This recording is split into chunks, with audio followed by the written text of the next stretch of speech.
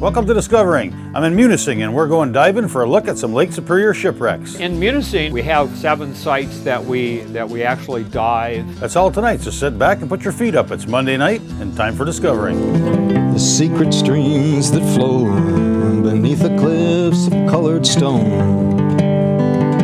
Forest thick and healthy with birch and pine and oak. Surrounded by the greatest lakes this world has ever known. The black bear's awesome presence as he roams the hills and fields. Call of the timber wolf, the loon's lonesome trill. The eagle soaring high above, the trout lies deep and still. These are what I treasure, the only way I measure feelings that I have for this fine land. There is so much to discover when you're a long-time lover of northern Michigan.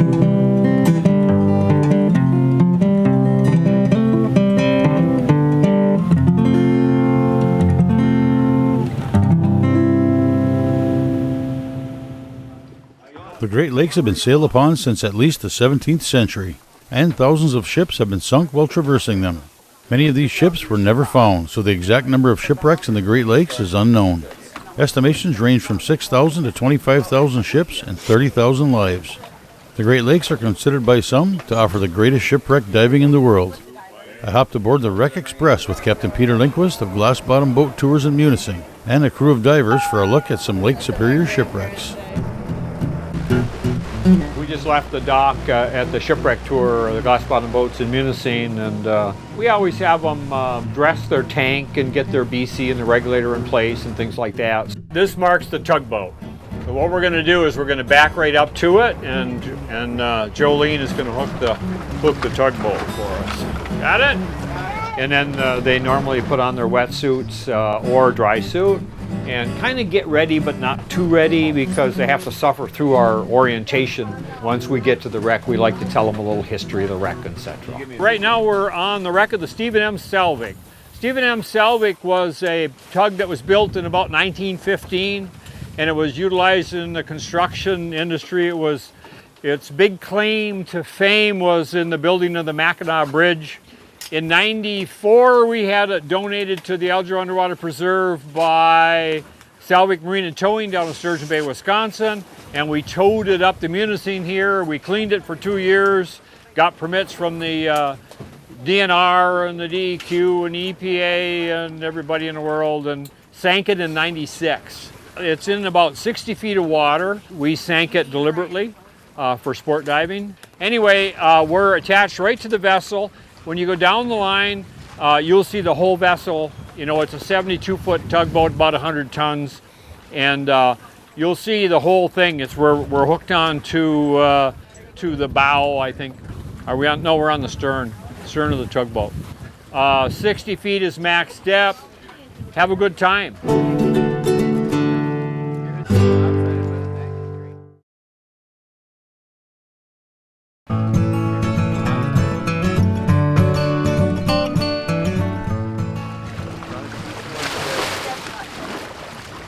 So the Stephen M. Selvig was kind of interesting. We as a preserve realized we had an issue in that we have the wreck of the Smith Moore, which is at 80 feet to the deck, 105 to the bottom, and we're going to dive that next today. And then we have the Bermuda as a contrast that's only 12 feet to the deck and 30 feet to the bottom, and that one we show on the Glass Bottom boat. But we didn't have anything in the intermediate range for a second dive, an intact dive for scuba diving. One of my customers on the boat mentioned to me that Selvig Marine Towing had a vessel they were thinking about scrapping out, and it was a 72-foot tugboat, 100 tons, and it was called the Stephen M. Selvig.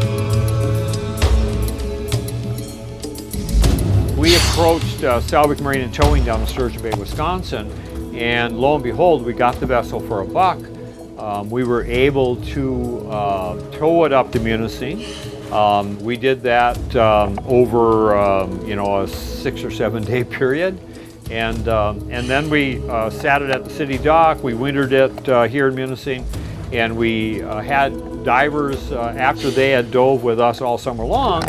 We'd have them go over in the afternoon or whatever their time off, and then they would clean the tugboat.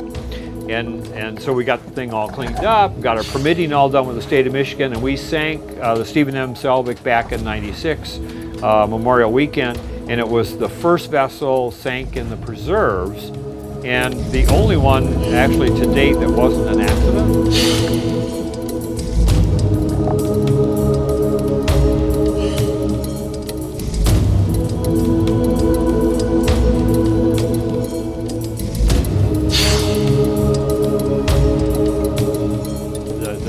Selvig, I believe it was called the Cabot at the time, and the Stephen M. Selvig was the lead tug in the construction of the Mackinac Bridge. I didn't really know that when we picked up the tugboat. We were looking for history because part of the laws in the state of Michigan that we had passed was that we wanted to sink vessels that had historic significance to the state, and that way, we could limit what was sank, and by the same time, keep historic things. We also designed the law, which is changeable, of course, if things need to be, so that each preserve could sink one vessel for sport diving. To date, no other preserve has sank a vessel deliberately for sport diving that wasn't an accident. The only other one in the state of Michigan that was sank is the Coast Guard cutter Mesquite up in the Keweenaw, which is also a preserve.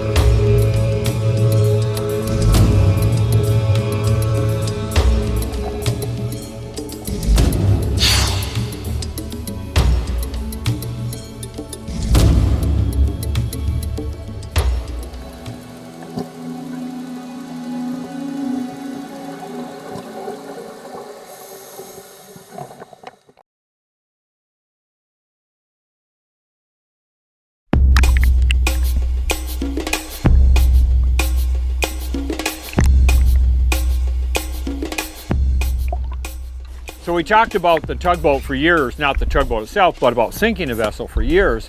And then finally, we were talking to legislators, and we found out that if we passed the law requiring or allowing a vessel to be sank in each preserve, then the DEQ basically had to come up with an idea as to what to do to allow that. So we passed a law in the state of Michigan that allowed a vessel to be sank in each preserve. So from that point on, all of a sudden, it's like, okay, we have this tugboat, 72 feet long, we're going to sink it in the Algernon Water Preserve. How do you want us to do it? What do you want us to do before we sink it?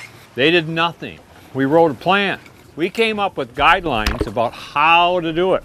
They came up and looked at the tugboat while it was at the dock and went through it, and yep, looks good to us. And then what they did was they made me sign that everything was done according to the plan. All right, so now we just finished the dive on the Stephen M. Selvig, and we accounted for everybody, and now we're headed over to the second dive site, which is going to be the Smith Moore.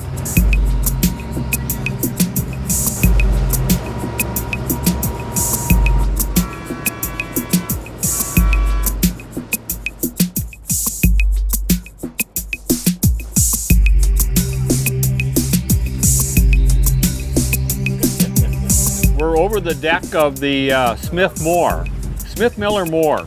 Back Friday the 13th of July, 1889, the Smith Moore left Marquette Harbor with a full load of iron ore, and she was a 237-foot, three-masted steamer. So she had sails, and she had a very underpowered steam engine. I think her steam engine was 300 horsepower. This boat has 600 horsepower. So you can imagine it's 237 feet long, full of iron ore, headed downbound. You get into a sea or a strong wind, you got problems. trying to keep the head into the wind. And anyway, she left Marquette Harbor. By midnight, she was north of Grand Island by 10 miles in a dead fog, and she got involved in a bow collision with the James Pecans.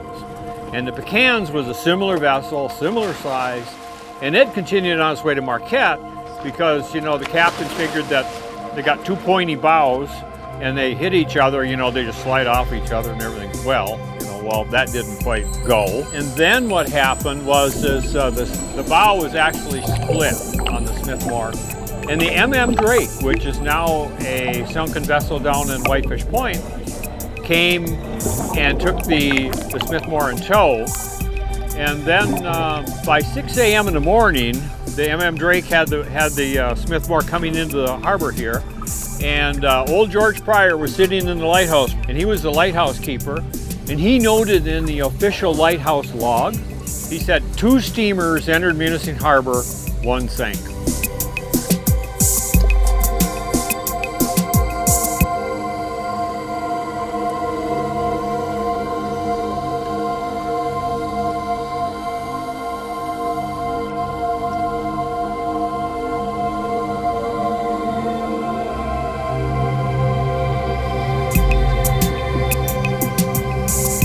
Today it's in 70 feet of water to the deck. It's still about 120 to the bottom if you're up on the bow. It's a little bit deeper than what you normally dive. So just be aware that even at 70 feet there's a little bit of narcosis. Don't try and see the whole wreck because it's 230 some feet long. When you get down to about 50 feet, it just opens right up, and you can see the wreck. We are attached right now to the engine at the stern of the vessel is where we're attached.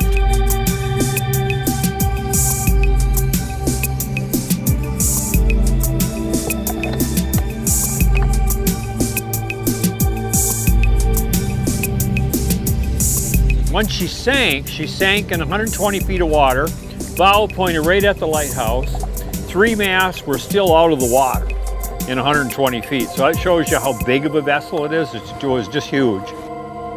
About a month or so later, they had a hard hat diver come up from Chicago. So he basically just shinnied down the mast, and they determined that the damage was pretty severe on the bow, and also that the cargo really wasn't worth that much. So they decided just to tear down their mast and let her lie. So that's what they did.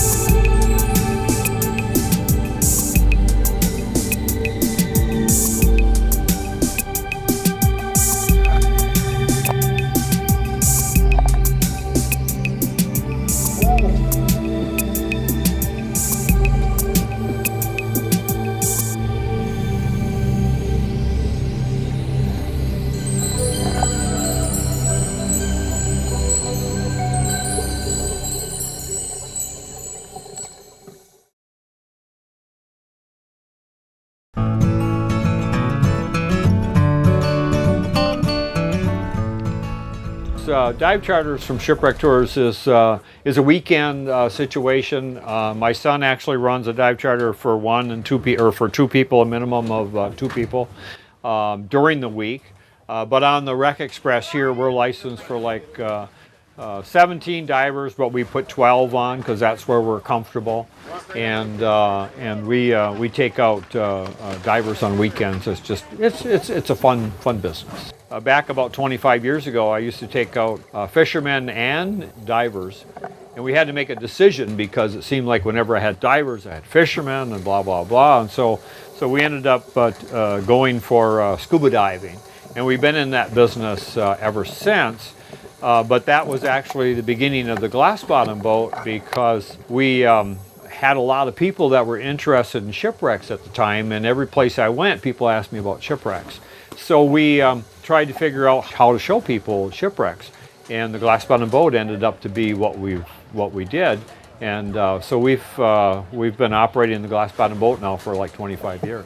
We take certified divers out. We don't teach diving.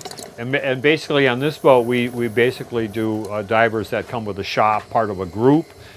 We take onesies and twosies on the other boat, but we still don't certify diving. What you do is you have to learn how to dive where you live, basically, and then get certified. And then quite often you'll find that anywhere in the Midwest that those divers will come up and visit Munising. And we're normally the dive charter that they will use. I've had many divers start off by taking the glass bottom boat tour. And in the process, they kind of get introduced to shipwrecks. And then what happens is they'll ask us, well, how do we get certified to dive? And so then we ask them where they're from. 90% of the time we know of a dive shop that's in their area, and we recommend that dive shop. And then from that point on, we might see them the next year on the dive boat because they rode the glass bottom, which is very interesting.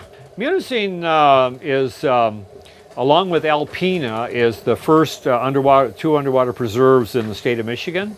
That happened, I think, in 1981, and we both got legislated in within a month of each other. And basically what it is, it's protection for shipwrecks so that you can't take anything. And our motto on diving is the same as what they do now in parks. We always say that leave only bubbles is what we like to say. Take only pictures and leave only bubbles. That's why we're a preserve. In Munising, or in the Eldorado Underwater Preserve, there's probably 35 different shipwrecks, but we have 7 sites that we actually dive. We show 3 on 3 different sites on the glass bottom, but we show 2 shipwrecks on the glass bottom. And then on diving wise, we show like 7 different dive sites for diving. And we go as far as Osabo Point and dive the shipwreck of the Kiowa.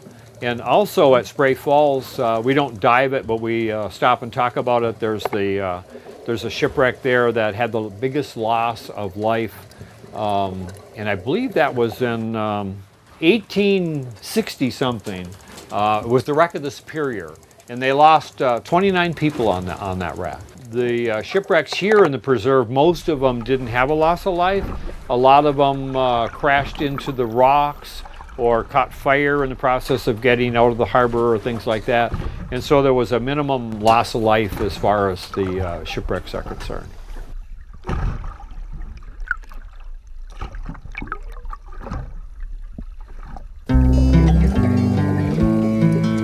Well, that's it for this week. Thanks for watching, and I hope to see you next week right here on Upper Michigan's very own Discovery.